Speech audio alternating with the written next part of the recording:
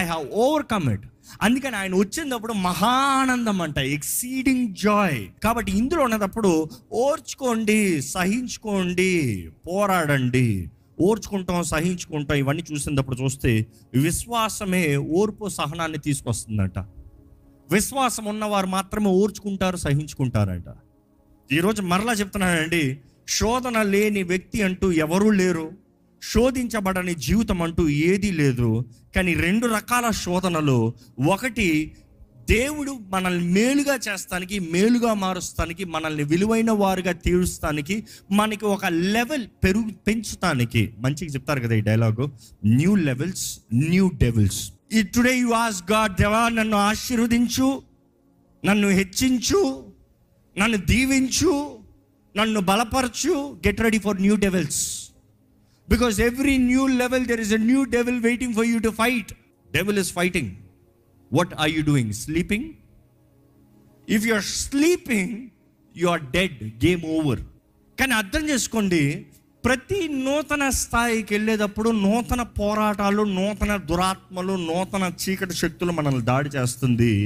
దేవుడు మనల్ని వాడిని పోరాడమని, దేవుడు మనల్ని ఏదో వాళ్ళతో కట్టి పెట్టాలని, మనం ఓడిపోవాలని కాదు. దేవుడు మన విశ్వాసం ఎంత ఉందో పరీక్షిస్తున్నాడంట. ఈ saying let's test your faith.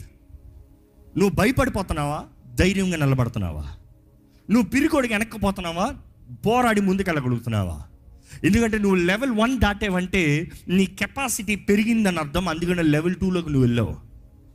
Level 1 దాటనంత వరకు లెవెల్ 2కి వెళ్తానికి వీలు లేదు. Until you put some cheat codes. But God is not going to put a cheat code and send it to you to level 14.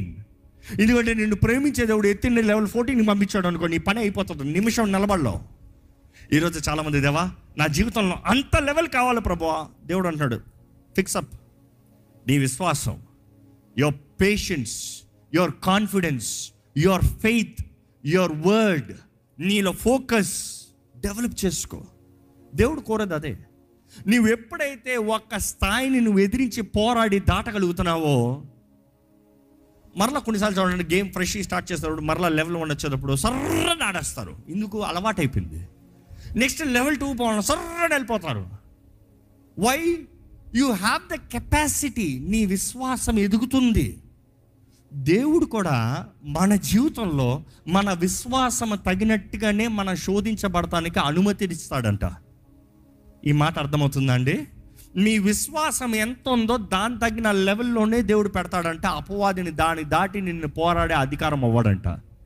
అంటే నువ్వు ఒక్క దురాత్మను పోరాడగలుగుతావు అంటే లెవెల్ 1.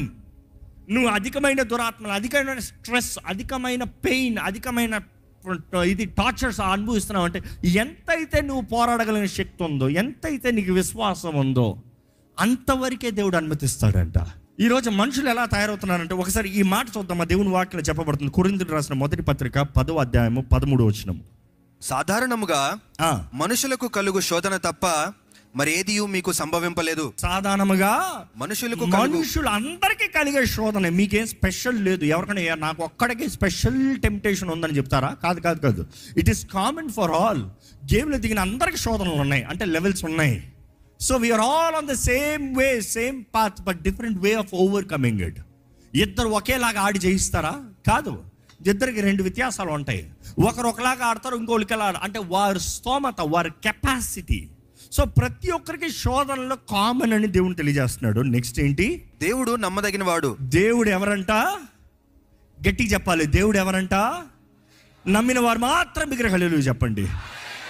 దేవుడు నమ్మదగిన వాడు. ఆయన అన్యాయం చేయడంట, అన్యాయం చేయడంట. ఎందుకు నమ్మదగిన వాడు అని చెప్పగలుగుతున్నాను చూడండి.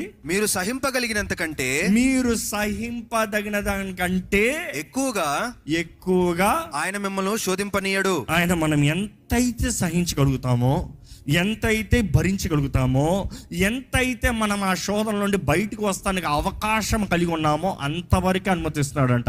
ఎక్కడ మాట ముగిస్తారా? మరొకసారి చదువుతారా? మీరు సహించగలిగినంత కంటే ఎక్కువ ఆయన మిమ్మల్ని శోధింపనీయడు.